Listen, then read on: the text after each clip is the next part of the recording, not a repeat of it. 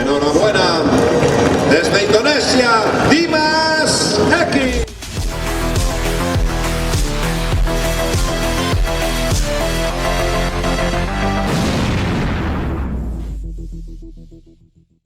Balik lagi bersama saya Dimas Eki Pratama di channel YouTube saya Dimas Pratama 20.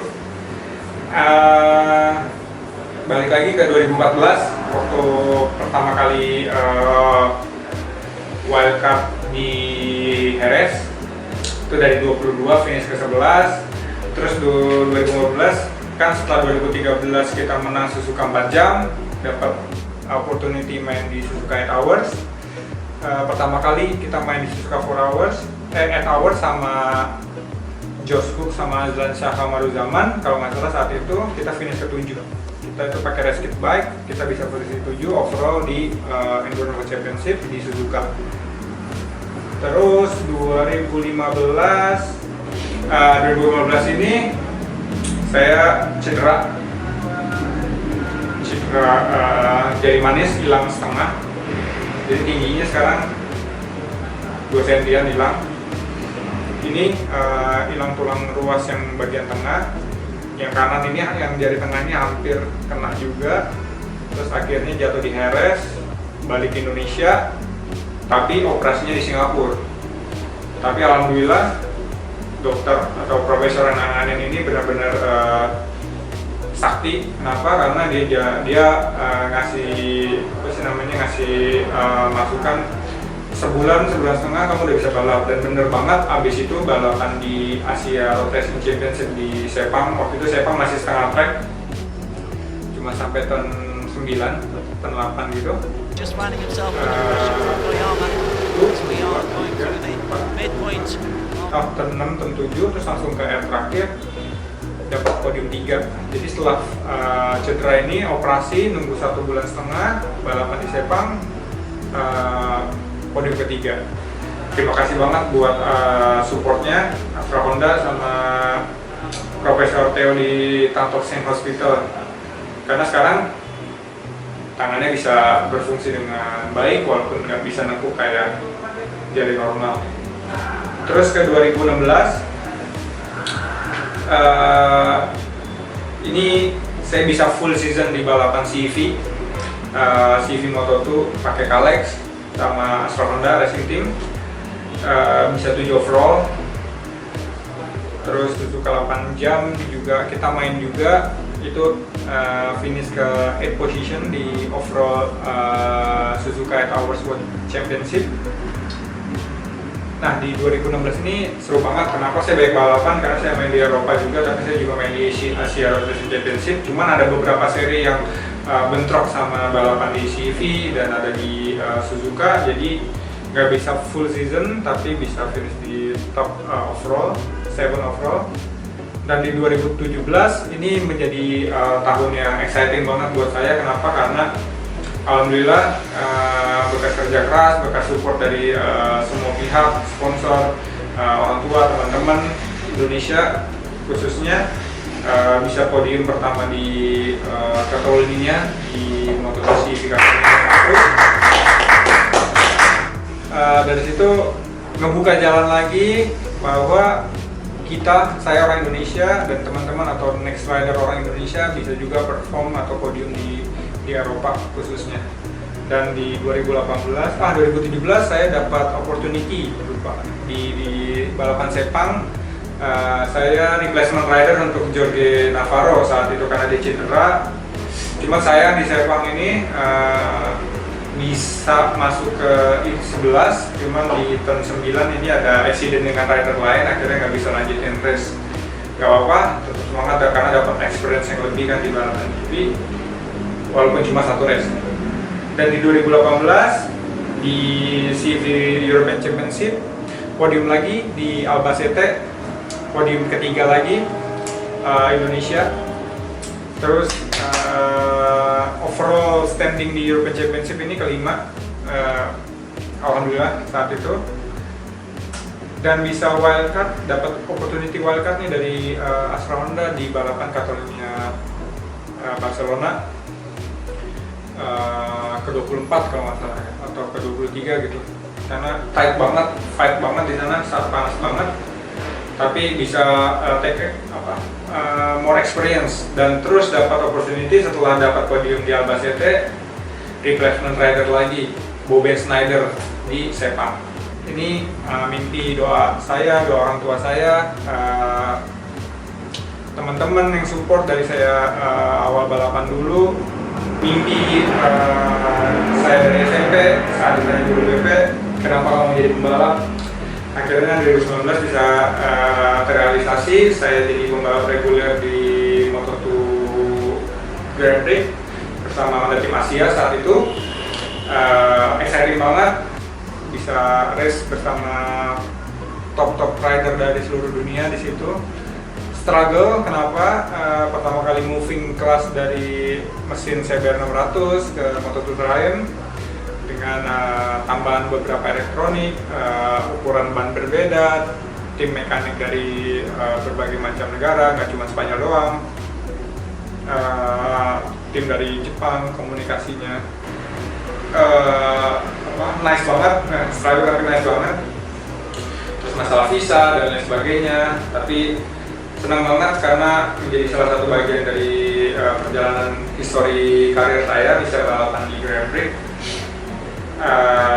Detailnya saya akan jelasin, cuman sayangnya di 2019 di Asen saya ditabrak sama Stefano Manzi, first FP exit, belum satu lap saya ditabrak, cukup kencang, gegar otak di bagian belakang kanan. Lupa jatuhnya kayak gimana, total di rumah sakit, full confusion. Yang paling sedih apa? Vakum 7 kali balapan dan cuma dapat kelas 4 kali race,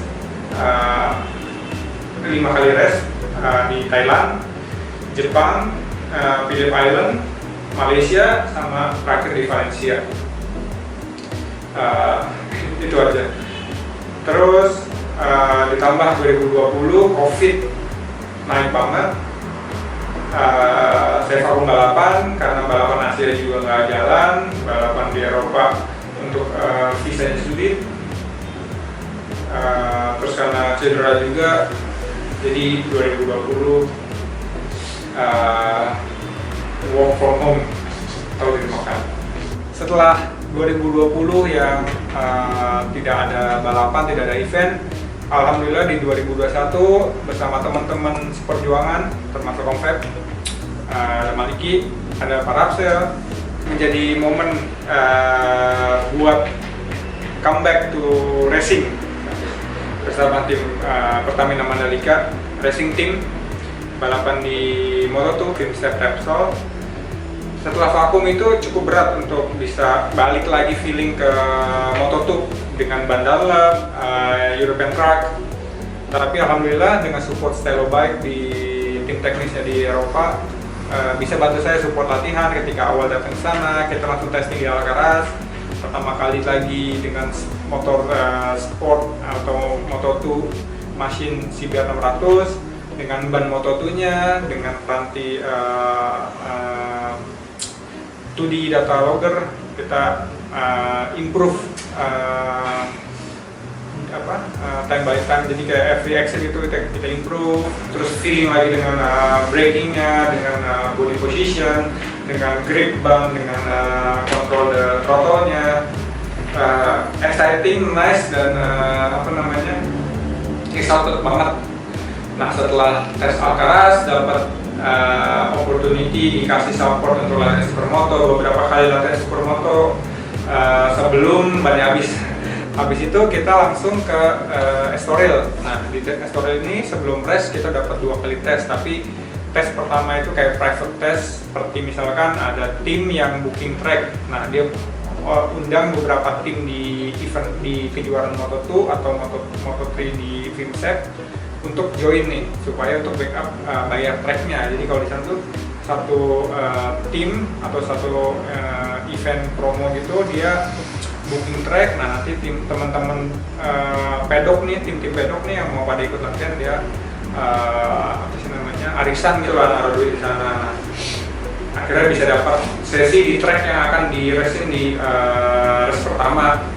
Nah di race pertama ini, di sesi pertama ini cukup struggle. Kenapa? Karena grip Estoril itu ternyata makin drop. Terus anginnya kencang karena Estoril ini di pantai. Terus juga exciting, difficultnya di grip, terus di technical di tracknya di sana.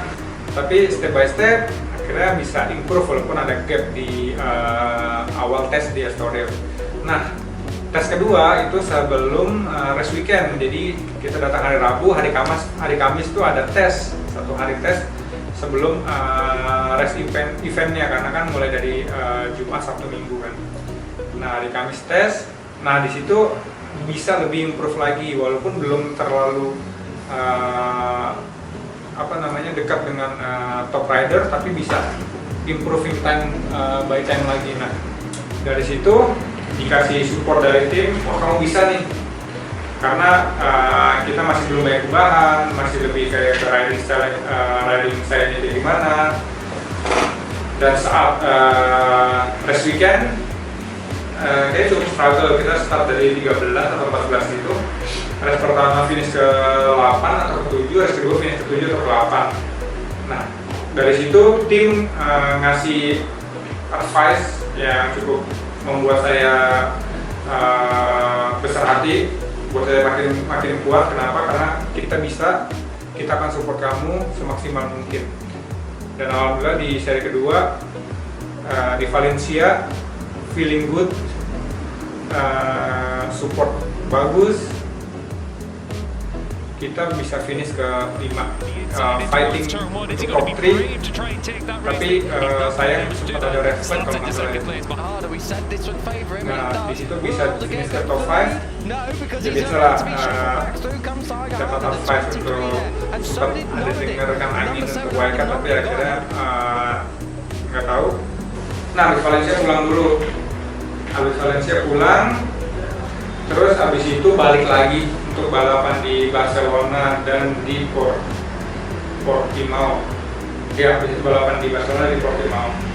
Nah, balapan di Barcelona ini agak tricky struggle gitu. Kenapa? Karena di qualifying sempat struggle sama grip, karena di Barcelona ini high speed corner, tapi kalau kita kebanyakan grip,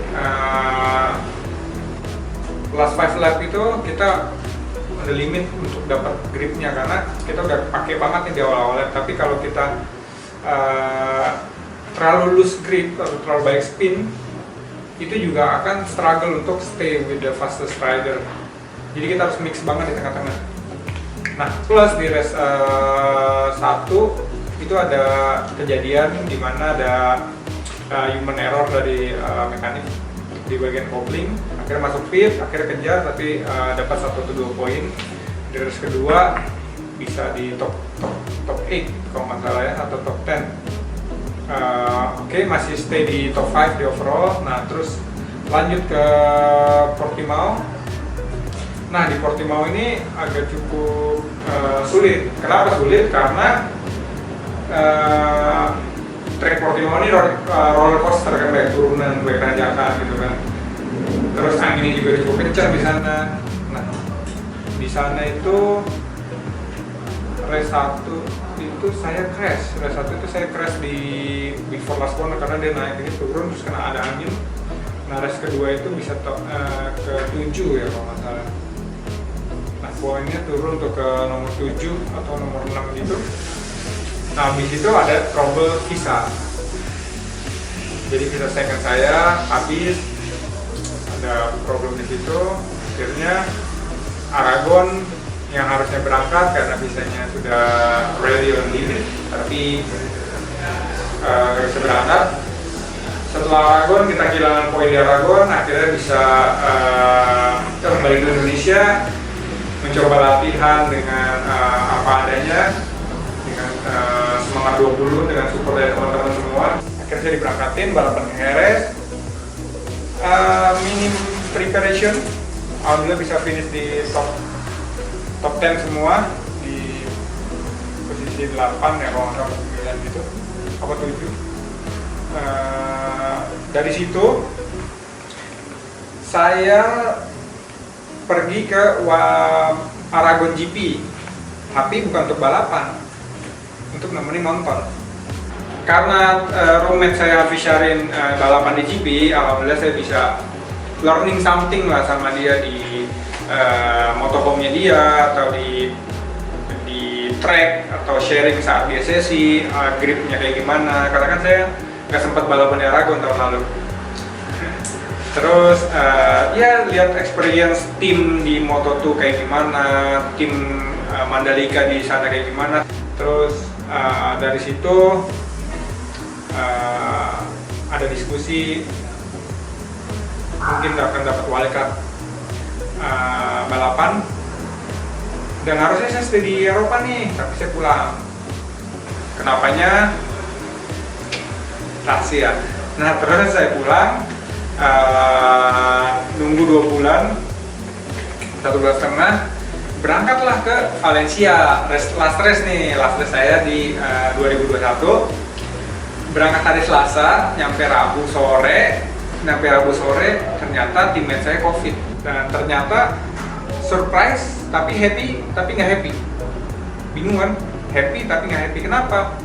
Happy dapat wildcard, nggak happy karena nggak ada latihan, nggak ada training. Sedangkan ini balapan Grand Prix, last race Valencia gitu kan. Orang tuh pada full, mereka udah 18 race. Setelah seminggu lalunya balapan di Portimao, langsung balapan lagi di Valencia. Nah, maksudnya itu preparing tim Stylo dan saya itu dalam 1 week before last race di Valencia itu training, latihan Moto2, latihan moto. Tapi ini langsung wildcard di Valencia. Oke, take positif. Jam 6 pagi saya dan tim pergi ke Valencia. Exciting tapi nervous juga. Terus ayo kita do the best aja deh, kita work hard, do the best. Alhamdulillah bisa learning something dari situ. FP1 rain, FP2 dry, FP3 mix, dry mix gitu. Bisa improve season by season. Gak gampang tapi penuh challenging gitu kan. Dan saat race pertama itu before red flag, saya bisa ambil start yang bagus, bisa take beberapa position, tapi saya habis itu red flag bisa 19 atau 18 gitu, tapi red flag.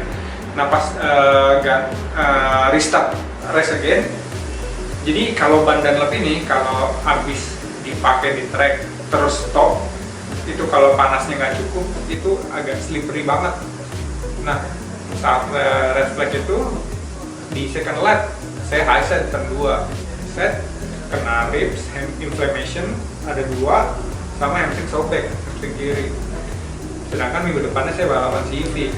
Akhirnya ke medical, kasih painkiller dan segala macamnya.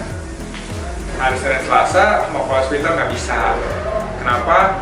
Sensor. Nah terus race weekendnya final race di CV nih. Wah, exciting kan, mau perform terbaiknya dengan support terbaiknya dari tim. Akhirnya minum painkiller 3 biji. Setiap sisi minum painkiller. Kenapa? Karena ini nggak bisa dicek di rumah sakit. Di fisioterapi dia bilang nggak bisa dipegang karena inflammation sama dari sobek, jadi natural healing. Minum painkiller, hajar, ternyata sakitnya makin luar biasa, ngerem kenceng banget di rusuknya, di hamstring juga buat push ke motornya berasa. Tapi ya manage supaya dapat poin. Our target top 5, but we go top 10. And abis itu overall championship kalau nggak salah posisi 8 atau 9 gitu. Yang ini last race saya ini sangat sedih. Kenapa? Karena di last race ini, di passion saya ini, tapi saya ngerasa nggak enjoy. Kenapa? Ada something yang loose gitu loh, yang missing gitu. Jadi kayak saya diskusi sama tim di sana, saya nih kita ngeluarin effort dua-duanya dari tim teknik, dari rider, tapi nggak bisa ada yang missing gitu loh. Ada yang missing, tapi missingnya sedih gitu, nggak nggak bisa maksimalin potensi yang ada. Terus akhirnya pulang ke Indonesia, terus ada lagi struggle-nya sedikit di airport. Alhamdulillah dapat support dari tim di sana. Akhirnya pulang. That's it. Jadi awal starting kita tuh kita improve bagus. Tapi makin sini tuh ada something missing yang sayang sekali gitu. Itu sih cerita 2021. Buat teman-teman yang pengen tahu di 2022 ada apaan nih, jangan lupa untuk komen, like, dan subscribe Dimas Pratama 20.